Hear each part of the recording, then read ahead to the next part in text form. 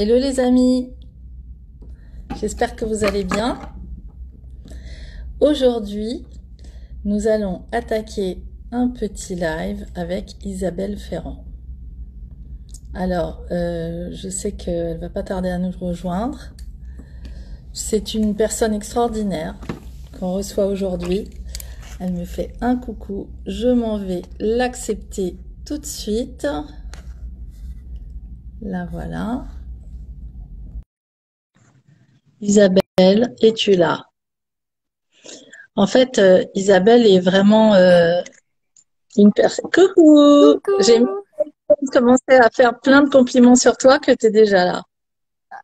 Ah bah, bonjour Stella, bonjour à tous. Comment vas-tu? Ravie de te rejoindre. Bah, je vais bien.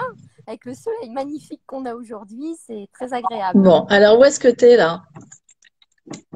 Alors, je suis dans ma campagne à côté de Compiègne. Donc, j'ai Super.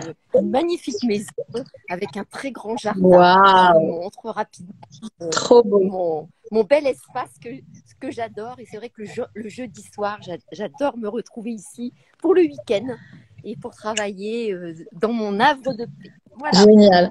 Eh ben écoute, moi de mon côté, je sais pas si tu vois, j'ai de la paille sur les murs avec, tu vois la porte un peu exotique.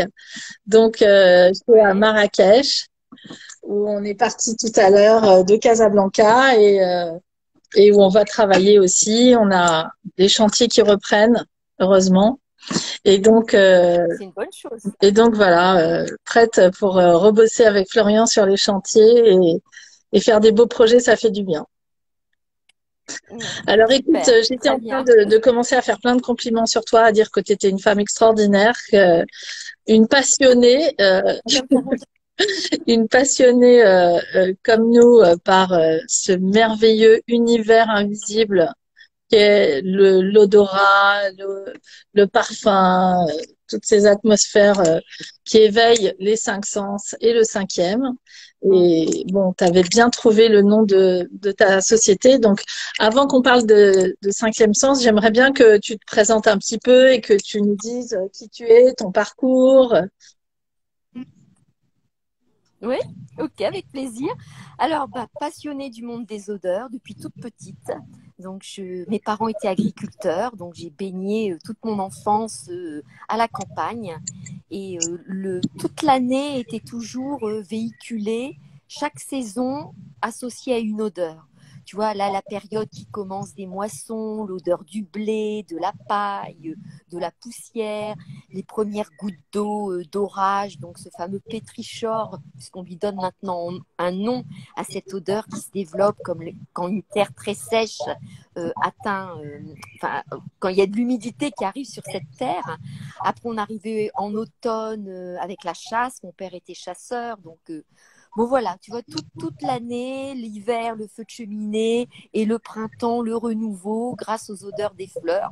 Donc ça a toujours été une passion pour moi. Et je disais toujours que j'aimerais bien travailler dans le monde des parfums. Et papa me répondait, bien ma petite fille, je t'achèterai une parfumerie. Mais il n'avait pas compris, c'était pas vendre des parfums, c'était beaucoup plus en amont et les créer. Et puis j'ai fait mon petit bonhomme de chemin à chercher où je pouvais être. Et j'ai rencontré encore une femme extraordinaire comme toi, comme toutes celles qui nous mènent notre vie et lorsqu'on est maman et notre maman Alors, et c'est là qui une cette maman femme? professionnelle. Donc c'est Monique Schlinger qui était en fait la fondatrice de Cinquième Sens, qui m'a pris sous sa coupe. Elle venait de fonder cette société. On a travaillé une vingtaine d'années ensemble. Et lorsqu'elle a pris sa retraite, donc j'ai repris les rênes de Cinquième Sens. Et ça fait maintenant presque 40 ans. Mais oui, mais tu es comme moi, tu n'as pas encore 40 ans, alors comment fais-tu? Ah oui, bien sûr. Merci pour le compliment. Bon, et alors du coup, qu'est-ce que vous faites chez Cinquième Sens? Alors, du coup, cinquième sens, ben, je peux complètement m'épanouir puisque je suis vraiment dans le monde des odeurs. Alors oui, le monde des odeurs, c'est la parfumerie, certes, mais le monde des odeurs, c'est aussi donc tout un univers autour de la gastronomie, de l'œnologie, la jardinerie. Et au travers des activités de cinquième sens, je peux toucher à tous ces univers, hein, en apportant une expertise olfactive, en faisant de la formation, de la création de parfums. Donc voilà, il y a une richesse d'activités autour des odeurs. Et alors moi, je sais pas ce que tu en penses, mais l'odeur, c'est pour moi, c'est un truc magique, mystique. Alors déjà, on m'a appris, je sais pas si tu me le confirmes, que il y a quelque chose autour de la mémoire olfactive qui se situe là derrière la tête, et qu'en fait, c'est encore Mhm. inconnu et que la science ne sait pas encore analyser véritablement cette mémoire olfactive. Est-ce que tu confirmes ça? Alors, je confirme, on ne sait pas l'analyser, mais on a fait quand même de très gros progrès depuis une décennie, où on sait que le trajet, donc le message qui est envoyé au cerveau, traverse le centre hédonique avant d'atteindre le centre de reconnaissance.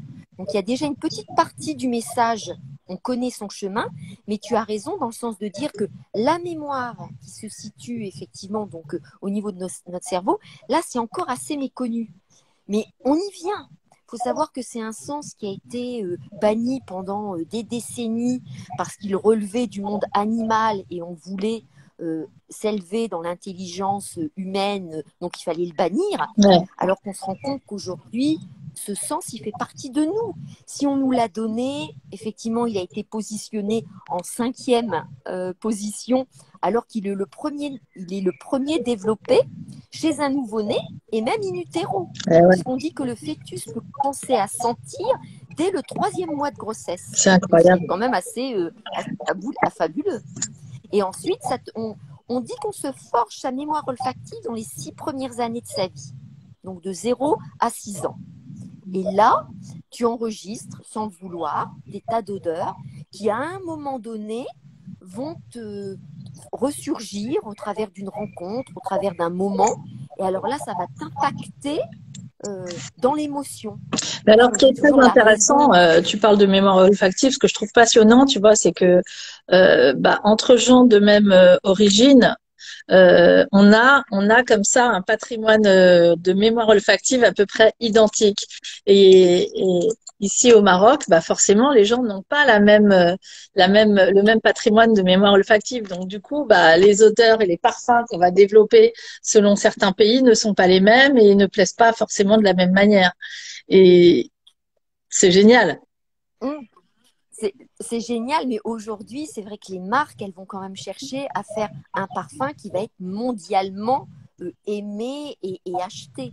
Mais quelque part, hein, on peut pas, enfin, c'est quasi impossible par rapport à ce que Alors tu viens écoute, de dire, tu parce me qu'on tends, on tu me tends une énorme a- perche parce que j'aimerais bien justement qu'on discute aussi de ce sujet. De toute façon, je sais très bien qu'on n'aura jamais le temps de finir les discussions parce qu'on peut passer jusqu'à la fin de la soirée ensemble. Tu parles justement de la parfumerie aujourd'hui qui essaye d'avoir un spectre de consommateurs vachement important. Comment est-ce que tu vis entre la parfumerie sélective, dite sélective, c'est-à-dire toutes les très grandes marques qui vendent partout, y compris dans les grosses chaînes de distribution, et la parfumerie dite de niche, qui est ce qu'était en fait la parfumerie sélective auparavant, c'est-à-dire des parfums quand même assez chers, vendus majoritairement chez des parfumeurs ou des parfumeries et non pas indépendant. dans des grosses entités ou vendus sur Internet. Et voilà, qu'est-ce qu'on fait avec tout ça? Comment est-ce qu'on s'y retrouve? Pour ceux qui n'ont pas forcément leur parfum ou qui ont envie comme ça de faire des découvertes, qu'est-ce qu'on peut leur donner comme conseil? Alors, il y a une recherche d'identité olfactive quand on veut son propre parfum. Donc, est-ce qu'on a envie de sentir comme tout le monde ou au contraire, est-ce qu'on a envie d'aller dénicher la perle rare qui va devenir un parfum beaucoup plus intimiste? Alors, effectivement, comme tu le disais, il y a la parfumerie dite mainstream avec une distribution extrêmement large. Et là, forcément, c'est un parfum que tu pourras sentir sur une de tes amies. Et puis ensuite, tu as la parfumerie dite de niche, parfumerie confidentielle, parfum d'auteur. Aujourd'hui, on lui donne plusieurs noms, avec une distribution qui est beaucoup plus restreinte. Donc, qui dit moins de distribution, moins de production, c'est un parfum qui se retrouvera peut-être un peu moins autour de toi.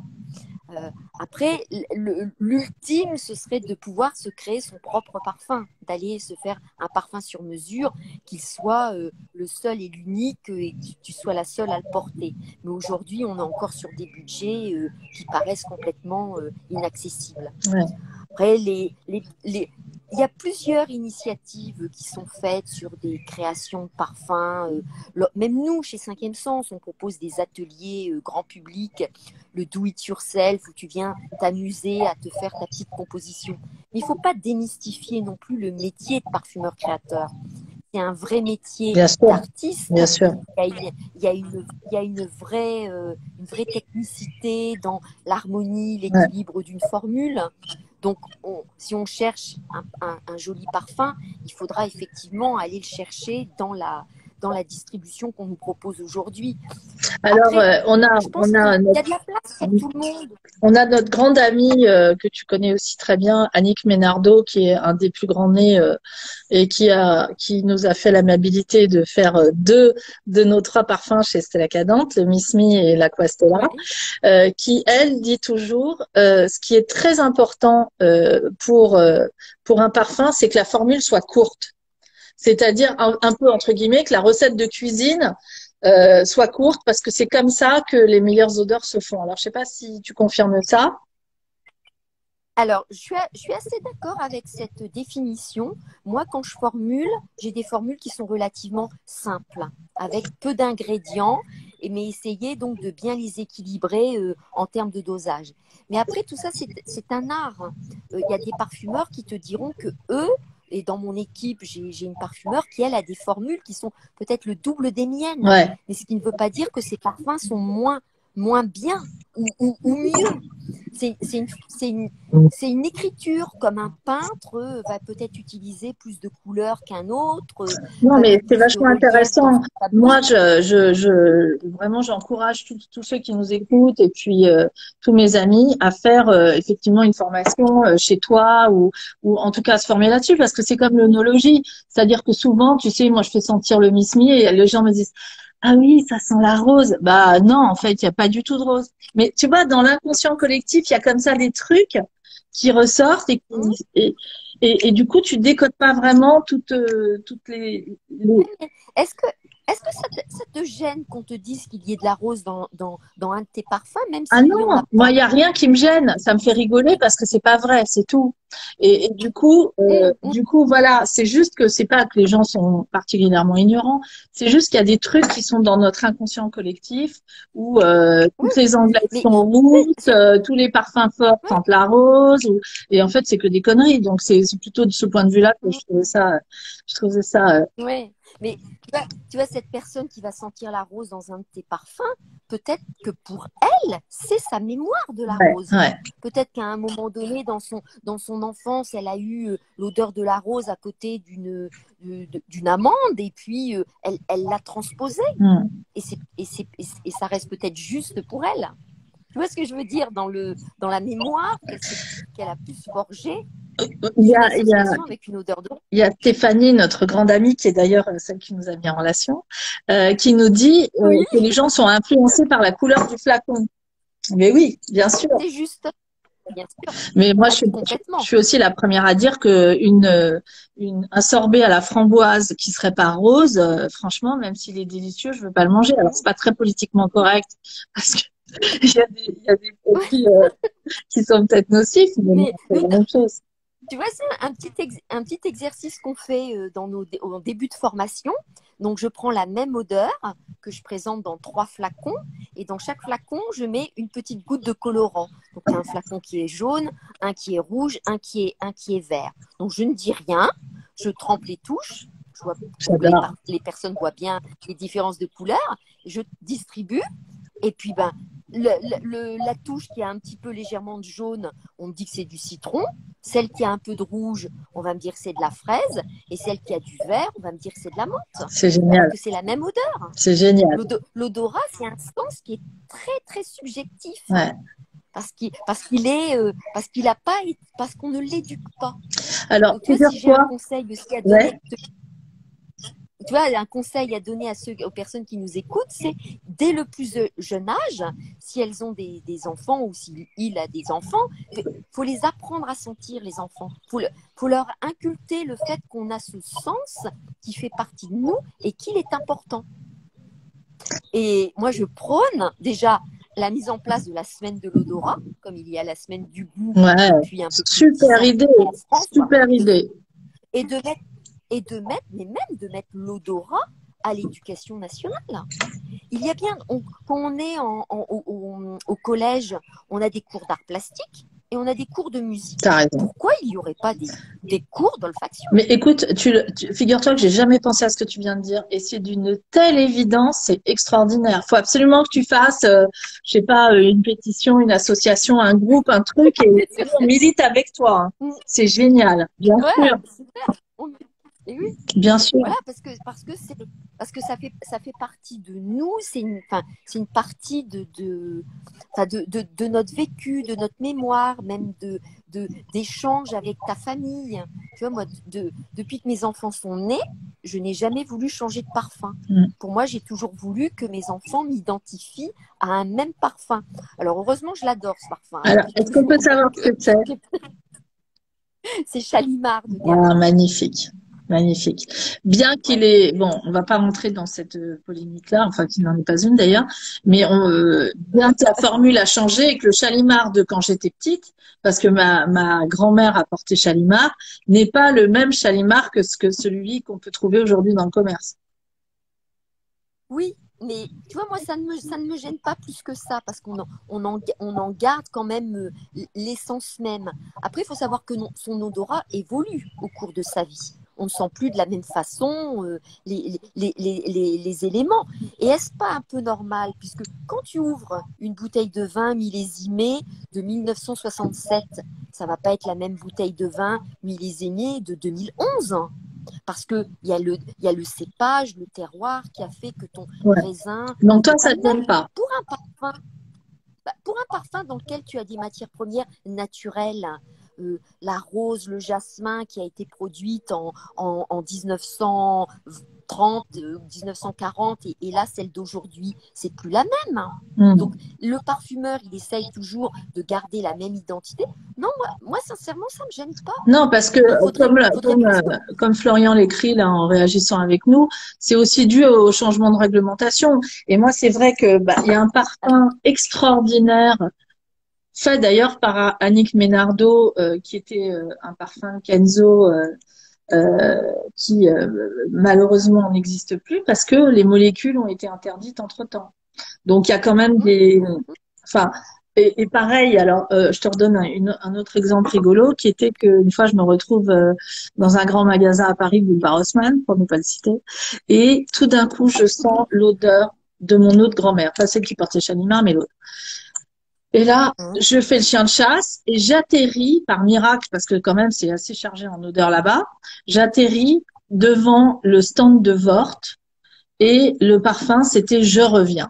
Alors pour qui a connu Je reviens de Vort, c'était un truc extraordinaire. Et en plus que je ne savais pas parce que je l'avais oublié, mais c'est pas anodin, la bouteille était une boule ronde avec des étoiles dessus et bleu marine. Et je pense sincèrement que si j'ai choisi le pseudo de Stella Cadente, c'est aussi à cause de cette bouteille que je tripatouillais quand j'étais petite. Et quand... c'est bien l'anecdote. Et bien sûr, je l'ai acheté pour le porter et le reporter et le surporter. Et entre-temps, il avait été vendu, je sais pas où, à un groupe américain. Et ça ne sentait absolument plus le Je reviens que je connaissais. Donc, et le parfum dont on parlait tout à l'heure, Florian nous a écrit que c'était le Time for Peace, qui était effectivement un jus absolument extraordinaire. Alors, du coup, ça m'amène à la question suivante. Si tu dois partir sur une île déserte, généralement, on te demande avec quel livre tu pars. Ben, moi, je te demande, par exemple, les 5 parfums avec lesquels tu pars. Alors, 5 parfums. Bon, déjà, je pars avec Shalimar. Oui, donc quand même. Tout le monde l'aura compris. Ouais. Mais après, je ne partirai pas forcément avec des parfums, mais je partirai peut-être plus avec des matières premières.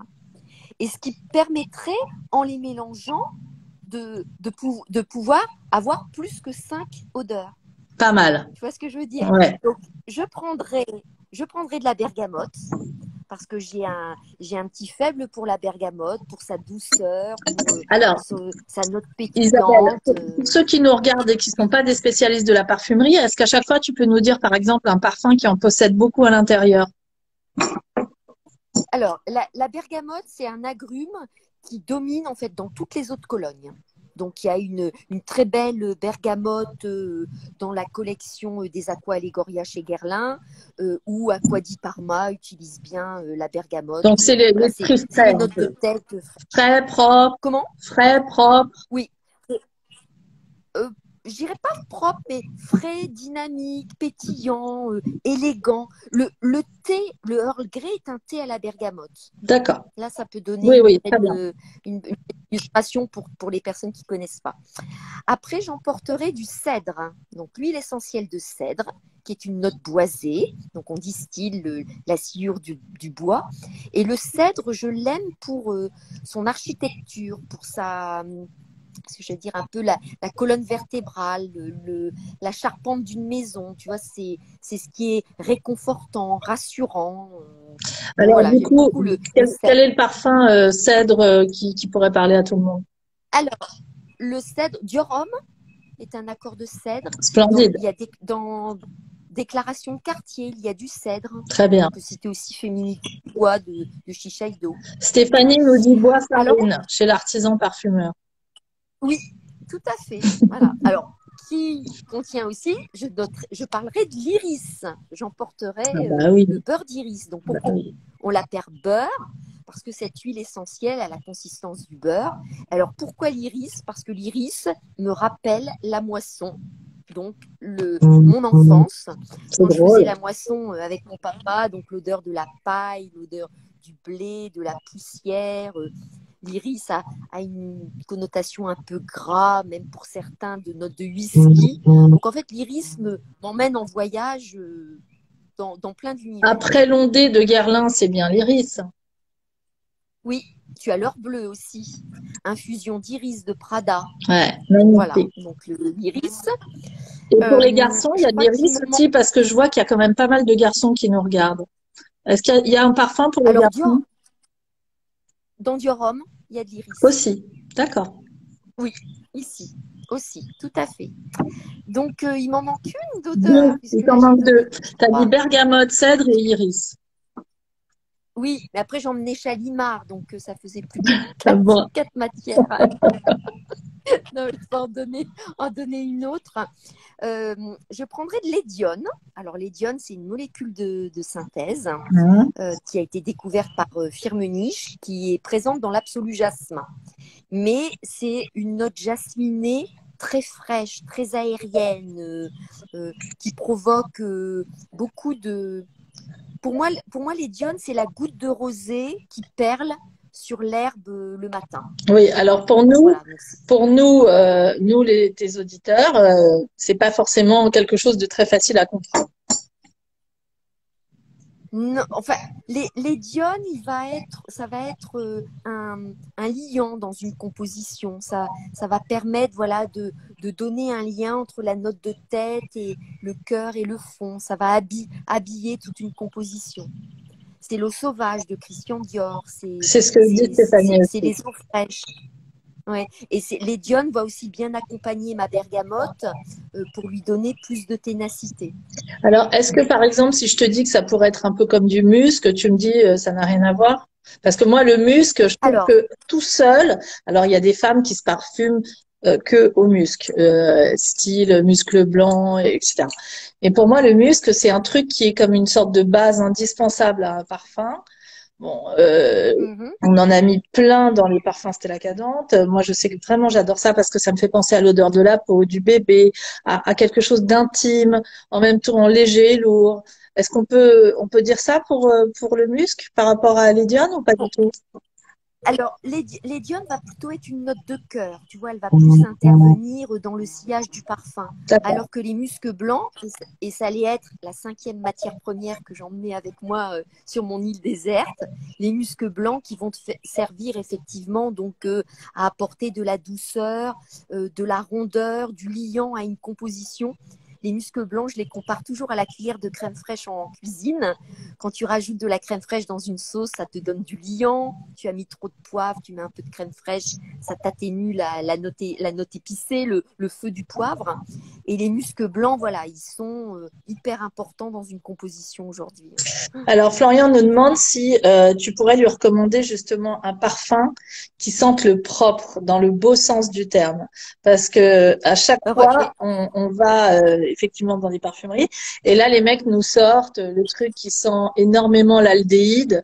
Pour ceux qui ne savent pas, l'aldéhyde, ça sent un peu le fer à repasser, l'odeur de la blanchisserie un peu à l'ancienne. et c'est métallique. Ouais, mais il y a un côté très métallique. Alors, qu'est-ce que c'est un parfum merveilleux qui sentirait le propre? Pour moi, la note de propre, tu l'as au travers des eaux fraîches. Donc, j'ai vu que Stéphanie mentionnait Cologne indélébile de Frédéric Malle. Ouais. Elle a raison. Donc, voilà, on est dans cette fraîcheur de propreté, mais avec énormément de muscles blancs qui vont donner ce côté rassurant, cotonneux à la composition. Super. Bon, bah là, franchement, déjà, on est un peu On est sur un nuage. enthousiasmé, enthousiasmé.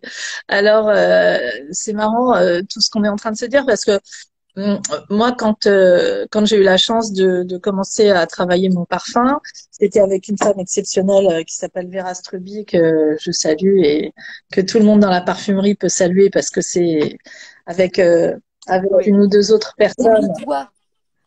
On lui doit énormément. Ouais, ouais. Bon, elle a fait Angel de Thierry Mugler et puis donc on s'est rencontrés et elle a décidé de m'aider à faire ce que deviendra le Miss Me. Et donc elle m'a dit avant toute chose, tu vas faire ta carte d'identité olfactive. Donc je me suis retrouvée dans une pièce toute noire, sans rien, avec un monsieur qui m'a fait sentir des matières premières, comme tu disais tout à l'heure. Et il a commencé à me dire, alors ça, c'est le chêne. Alors, et j'ai dit tout de suite, je veux pas savoir ce que c'est parce que le nom va m'influencer par rapport à ce que j'imagine de l'odeur. Et du coup, bah, ça a été comme une sorte de psychologie ou psychanalyse en raccourci, et j'ai trouvé ça absolument génial. Et en parlant de psychanalyse, il m'a donné une anecdote assez épouvantable. Il m'a dit, et je ne citerai pas qui c'est, il m'a dit, j'ai fait tel créateur avant vous, qui est quelqu'un de connu, reconnu, surconnu. Et la personne m'a dit qu'il adorait l'odeur de l'eucalyptus parce que c'était l'odeur du médicament du Vicks Vaporub quand on était petit. Et que c'était le seul moment où sa mère s'intéressait à lui, c'est quand il était malade. Donc, pour te dire, et je sais que tu le sais, pour te dire à quel point ce genre les odeurs, voilà, de notre enfance, comme on le disait en début de conversation, et comme les odeurs en général sont vraiment un révélateur de la psychologie de chacun d'entre nous. Donc, je trouve ça vraiment. Ah ouais, c'est fort. Ouais, bah, je raconterai aussi une anecdote parce que j'ai beaucoup travaillé avec des ORL pour bien comprendre justement donc, tout ce mécanisme de l'olfaction et des émotions. Et donc, il y a un des ORL qui me racontait, il y a un jour, un de ses patients qui vient le voir et qui lui dit, écoutez, docteur, je n'ai plus d'odorat, je ne sens plus rien. Alors aujourd'hui, on pourrait imaginer ce à quoi on s'attend, mais on ne va pas penser Ah non, on n'en parle pas tout de suite. à cette terrible pandémie. Et donc, le médecin, très étonné, lui dit, mais on va passer des tests. Et le patient lui dit, ah, mais je sens l'odeur de la rose. Mais je ne sens plus rien. Donc, un peu étonné, il lui fait faire toute une série de tests. Et effectivement, le patient ne sentait rien. Et à un moment donné, en blind test, il lui donne une touche avec de la rose. Et là, le patient se met à pleurer en disant, mais docteur, je vous avais dit, la rose, je la reconnais, mais je ne veux pas la sentir. Donc, complètement surpris, ils ont fait des tas de recherches. Et en fait, c'est un homme qui avait perdu sa maman à l'âge de 3 ans. Et il avait veillé sa maman sur son lit de mort qui était entouré de roses. Et en fait, l'odeur de la rose l'avait impacté à un tel point émotionnellement qu'il avait occulté toutes les autres odeurs et il ne pouvait plus sentir que cette odeur qui s'associait à ce message, à ce moment de sa vie qui avait été terrible pour lui. C'est incroyable. Donc, les odeurs peuvent impacter en fait toute une vie, comme un parfum, comme Non, mais c'est voilà. vraiment, comme tu C'est le disais tout à découvrir la l'heure, richesse de. toi, tu portes le même parfum pour que tes enfants te reconnaissent. Et effectivement, les lieux sont aussi très, très il y a cette signature maintenant qu'on fait aussi sur les lieux, puisque ce sont des endroits où qu'on a envie de retrouver, etc., etc. Et justement, j'aimerais bien qu'on discute ensemble de cette nouvelle, enfin, qui pas si nouvelle que ça, tendance qui s'appelle le low golf. Donc, logo Oui, olfactif, et qui donc, bah, c'est la signature de l'établissement. Nous, c'est vrai que au studio dans notre studio de design global, donc on fait des concepts d'hôtels, de restaurants, de lieux, de salons professionnels, etc. Et bien sûr que avec la décoration, on propose toujours la signature sonore parce que écouter de la musique dégueulasse, c'est quand même, ça fait mal aux oreilles. Et bien sûr, la signature olfactive. Donc, j'aurais bien aimé qu'on en parle ensemble de ça. oui. Bah, alors, le low golf, pour moi, il est important, mais il faut le faire avec beaucoup d'intelligence et, et ne. Ce qui me gêne aujourd'hui dans cette pratique donc de l'identité olfactive, c'est que des sociétés ont un catalogue avec donc une liste de parfums Ouais, qu'ils ont fait développer et qui proposent aux entreprises. Mais ces parfums ne sont pas exclusifs. ouais. Donc tu Oui, peux donc ça, un jour, c'est-à-dire que un client va choisir un parfum, admettons, allez, je vais dire chez Decathlon, et ce même parfum, tu vas peut-être le retrouver chez Darty. Enfin bon, je dis au hasard hein, ouais, ouais. des enseignes. Et il y a une vraie problématique.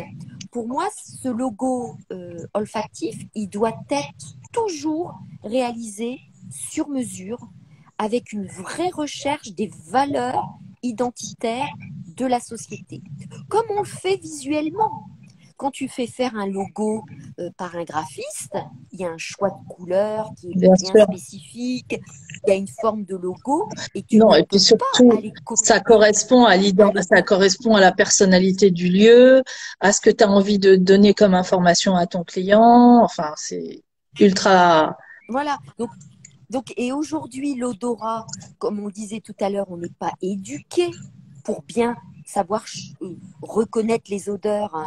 Donc, si on n'a pas cette forme d'éducation, déjà, comment on peut aller dans un catalogue, choisir un parfum dans lequel il y aura vraiment les valeurs que tu veux transmettre au travers de cette identité olfactive. Alors moi, Donc, je il y a partage un ça vrai tout à fait travail à avec toi. Je suis absolument d'accord. Il y a ce côté unique qu'on doit avoir dans le lieu.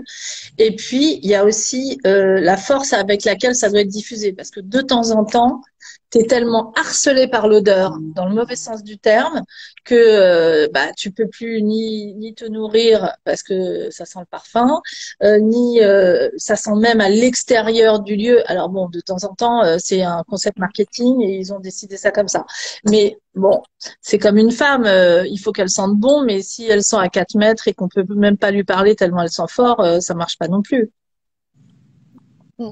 Alors, il y a effectivement le choix de l'odeur, mais il y a aussi après la technicité de la diffusion et le choix de l'intensité de la diffusion. Ouais. Et si effectivement, donc un des premiers à avoir mis ça en place, c'est Abercrombie avec le parfum Fierce, Ouais, et ouais. c'était mais d'une violence, C'est l'angoisse. excuse-moi l'expression, mais je n'ai pas d'autres mots, C'était qui l'angoisse. oui, mais c'était voulu. Ouais. Parce que tu vois, aujourd'hui, on en parle Bah encore. oui. Et il y avait vraiment cette volonté de faire un coup de poing de cette odeur et de cette présence olfactive. Donc, à la limite, pourquoi pas?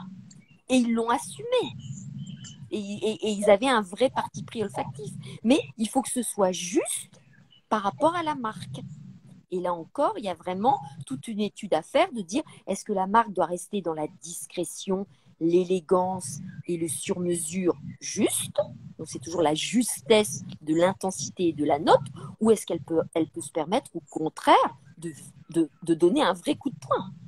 Alors moi, il y a un truc que je me suis toujours posé comme question, mais bon, c'est peut-être parce que je pousse toujours un peu trop les lignes et que j'aime bien passe-moi la vulgarité, foutre le bordel dans les codes.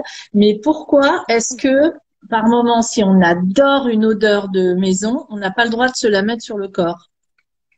Et pourquoi est-ce qu'il y a parfum de peau, parfum de lieu? Pourquoi il n'y a pas... Alors, en fait, c'est un problème de législation. La réglementation de l'IFRA n'est pas la même lorsque c'est un parfum qui est diffusé dans l'ambiance par rapport à un parfum que tu vas Non, te mais mettre sur la là-dessus, je peau. suis d'accord, mais en fait, je te parlais même pas de ça, parce qu'à la limite, tu pourrais Ah, très bien adapter un parfum qui serait celui de la peau et qu'on pourrait retrouver dans la maison. Mais pourquoi est-ce que oui, ça ne s'est jamais fait? bah, c'est une bonne question. Pourquoi ça s'est jamais fait? Peut-être qu'on imagine que les personnes veulent pas emporter avec eux leur odeur de maison. En fait, La c'est maison, pas, c'est la maison. ce que je te dis, c'est pas totalement anodin. C'est une réflexion qui nous est venue parce que, tu sais, on fait un travail photographique personnel avec Florian et du coup, à ce titre, quand on montre notre travail photo, qu'on fait des expos, des happenings, etc. On n'aime pas du tout que ça soit juste des images plates et on fait une scéno et généralement il y a bien sûr le design sonore donc on fait un bruit parce que c'est pas une musique qui marche et puis on fait un parfum et euh, Mhm. la première expo qu'on a fait qui était vraiment un happening qu'on a adoré faire où tout était dans le noir éclairé uniquement à la bougie parce que les photos elles-mêmes étaient éclairées à la bougie. On avait briefé toujours notre chère Annick et on lui avait dit, écoute, voilà, ce sont des images de femmes, donc il faut beaucoup de féminité, mais en même temps, ces femmes, c'est des guerrières du 21e siècle, elles sont modernes, donc il faut de la violence dans l'odeur, et puis il faut peut-être même que ça sente le cheval, et tu vois, ce côté un peu comme la Mm. féminité du bois de Shiseido, où tu as en même temps beaucoup de fleurs et beaucoup de bois, et que tout ça, voilà, il fallait que ça bouge. Et du coup, elle nous a fait un parfum euh, que on a distribué à l'entrée de notre expo. On avait fait des fioles avec un ruban de satin qu'on portait autour du cou et les gens pouvaient comme ça sentir la fiole. Et en fait, à la fin de l'expo, il y a énormément de femmes qui nous ont dit, mais j'adore cette odeur, il faut absolument que je la porte et donnez-moi les fioles. Et après, ils nous ont rappelé au bout de 6 mois, est-ce qu'il vous reste une fiole? Enfin, c'est devenu un truc incroyable qu'on n'a jamais pu commercialiser parce que Mm. c'était un parfum tellement beau avec des matières premières tellement chères que malheureusement c'était incommercialisable. Invendable. Voilà. Mais en tout cas, si tu veux, ça nous a interpellés parce que cette odeur qui avait été faite pour un lieu, les femmes voulaient se l'approprier et la porter. Mm, mm. Je pense qu'il y a quelques marques qui le font, hein. Je crois qu'on a quelques personnes qui nous écoutent qui ont cité certaines marques. Après, il y a des marques aussi aujourd'hui qui partent en faisant la lessive associée, le même parfum dans ta lessive que le parfum que tu portes. Ouais, ça c'est assez futé, Donc, je trouve. c'est- comment? Je trouve ça vachement C'est, malin. c'est- ah oui, ah bah oui. Bah, sauf que, est-ce que toute la famille porte le même parfum? Ouais. Non, ça marche pas. Tu vois, si tu, voilà. Ou alors il faut que tu fasses la lessive qu'avec ton linge. Ouais, c'est vrai. Tu n'avais pas mélangé tout le linge de la famille. Ouais. Mais après, sur le parfum, effectivement, parfum d'ambiance, je crois que Diptyque font peut-être des choses un peu comme ça. On retrouve le parfum d'ambiance avec la version parfum de peau ou le labo. Il y a quelques marques, hein, qui se sont initiées, tu vois, maintenant en y réfléchissant. Non, mais Et puis, je crois qu'il y a effectivement. c'est vrai que ça marche pas parce que en fait, Allen Parfum nous dit, oui, effectivement, il y a chez Ritual des choses qui sont en même temps pour la maison et pour le corps. Mais ce que tu dis est vrai, c'est que tout d'un coup, l'unicité de chaque personne qui habite dans la maison, on peut pas l'annuler. Il faudrait au moins qu'il y ait une base commune et qu'après, bah, qui rajoute quelque chose pour être un garçon, qui pour être une fille. Enfin, en tout cas, même si on ne Mm, genre pas les parfums, parce que c'est vrai qu'ils sont quand même de moins en moins genrés, au moins qu'on ait cette idée de l'unicité de la personne. oui, oui. Toute une famille ne peut pas porter le même parfum. Tu peux pas donner la même identité olfactive. Bon, voilà. Je pense que on a nos enfants qui n'ont pas forcément envie de porter le même parfum que. Moi, ma fille, elle portera pas le même parfum que moi. Eh ben, écoute, moi, je porte pas mon parfum, mais ma fille le porte et ça me fait un plaisir inimaginable. Et pour te dire les choses, quand elle était plus petite, parce que quand les filles sont jeunes, elles ont envie d'avoir un truc qui cartonne pour qu'on comprenne bien que c'est des Ah filles. oui. Et quand elle était petite, elle portait un parfum qui sentait assez bon, hein, de Marc Jacobs. Je peux pas dire que ça sentait pas bon, mais juste c'était pas le mien. Et franchement, ça m'énervait énormément. Donc, euh, donc maintenant, je veille à ce que ces réserves soient bien remplies et qu'elles ne me fassent aucune infidélité. Mhm. Et nous, on porte Bon, plutôt l'Aquastella, qui est un mixte. Qui marche pour les garçons et ouais. les filles. Et au bureau, on est 3 associés, on le porte tous les 3 et ça sent pas la même chose sur les 3 personnes. Et ça aussi, c'est un truc que j'aurais bien aimé qu'on parle pour terminer de ça, qui est que nous, les Européens, tu vas me dire si je me trompe, on aime ce côté extrêmement variant du parfum qui va s'adapter à notre peau, qui ne va pas sentir la même chose le matin, le midi que le soir parce qu'il va évoluer avec la journée.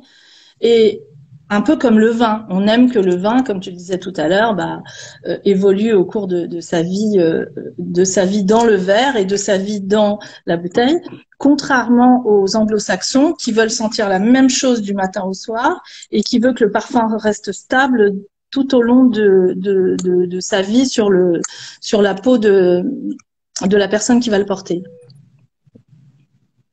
Alors, je ne l'ai pas forcément identifié de cette façon.